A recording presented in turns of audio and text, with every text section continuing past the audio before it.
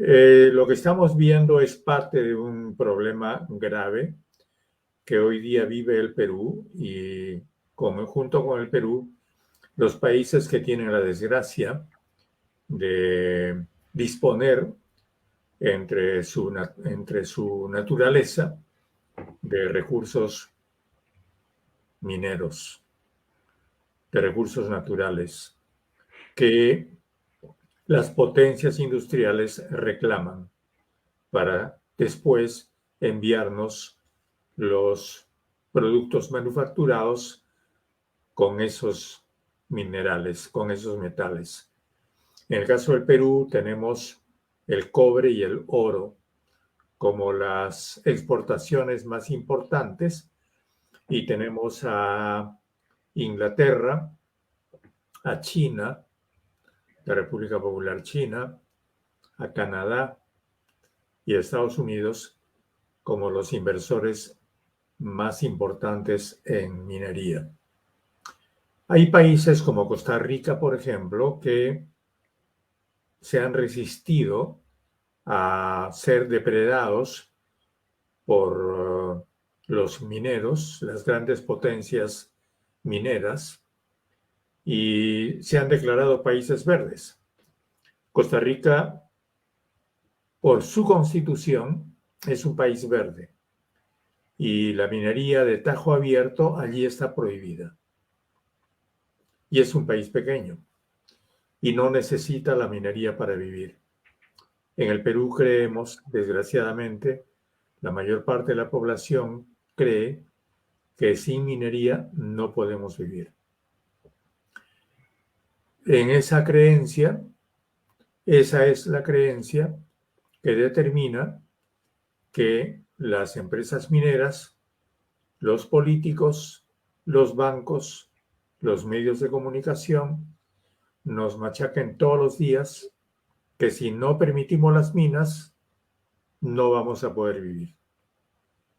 El Perú no podría vivir entonces de su agricultura, no podría vivir de su pesca, no podría vivir de sus actividades industriales, tendría que vivir entonces y estaría condenado a ser solamente o prioritariamente un país minero. Y cuando vamos a examinar el presupuesto de la República y vemos de qué vive el Estado peruano, vemos que el Estado peruano vive de lo que pagamos los peruanos, es decir, el impuesto general a las ventas, que es el primer ingreso del Estado.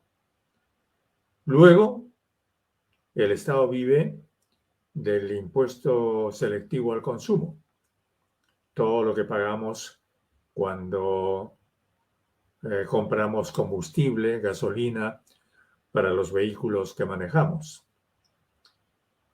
¿Y dónde están los impuestos que pagan las empresas mineras? Las empresas mineras tienen el impuesto general a las ventas en condiciones de devolución. Mientras nosotros pagamos impuesto general a las ventas, las empresas mineras no solo no pagan impuesto general a las ventas, sino que cuando lo pagan, ese impuesto les es devuelto. Y solo pagan impuesto a la renta. Pero cuando uno va a ver las propias declaraciones de las grandes, de la CONFIEP y de la Sociedad Nacional de Minería y Petróleo, según esas declaraciones, el año 2021, las minas le pagaron al Perú en impuestos a la renta 12.000 millones de soles.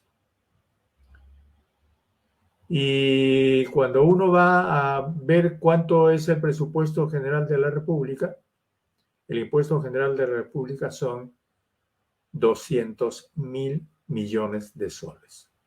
Es decir, de esos 200.000 millones de soles, de los cuales la mayor parte de ingresos para el Estado son los que provienen de lo que nosotros, ustedes que están escuchando, nosotros los que estamos en el panel, y en general los ciudadanos del Perú, le pagamos al Estado.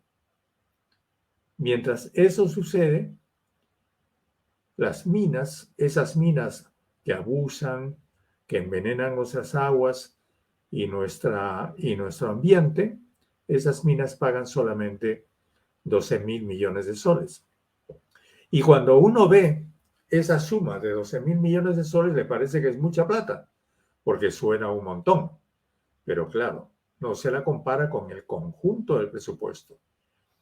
Y si vamos a lo que pagan en remesas los peruanos que están en el extranjero, los 3 millones de peruanos que están en el extranjero, ellos envían a las familias de Perú mucho más que a las minas. Envían 3.000 millones de dólares. Entonces, señoras y señores, ¿dónde está la importancia de las minas? ¿Por qué es que no podemos vivir sin minas?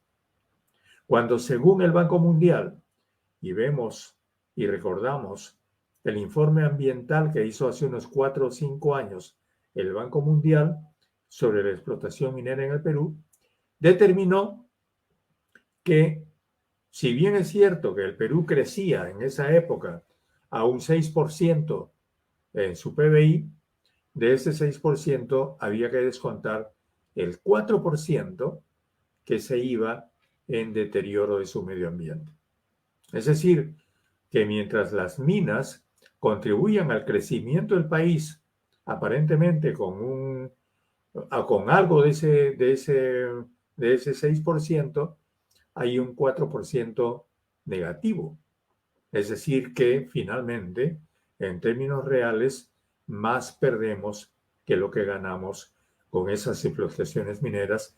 Y ya no hablemos de las masa laboral, porque no es de ninguna manera comparable la capacidad de dar trabajo que tienen actividades como la agricultura y la ganadería en el Perú o la pesquería con la capacidad de dar trabajo que tienen las minas, que es ninguna.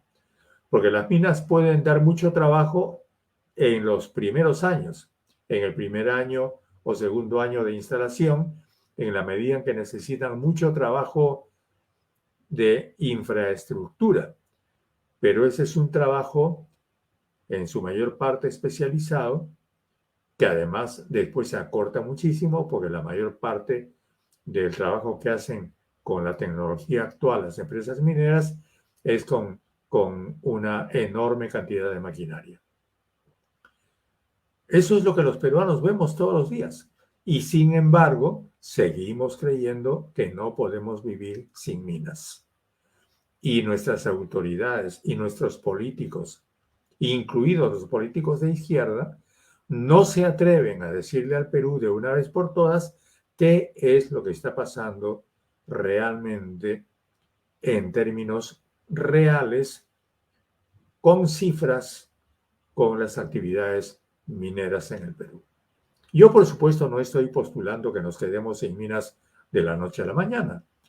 Lo que estoy diciendo es que el Perú ha llegado ya la hora en que piense otra forma de vida, porque nuestro país es enormemente rico en otras posibilidades. Y todos nosotros sabemos, y yo no tengo por qué explicarles a los amigos y las amigas del Valle de Tambo lo que ellos saben de sobra, por su propia experiencia. Es decir, la capacidad de producción que puede tener nuestra tierra y nuestra gente si realmente tuviesen un apoyo del Estado.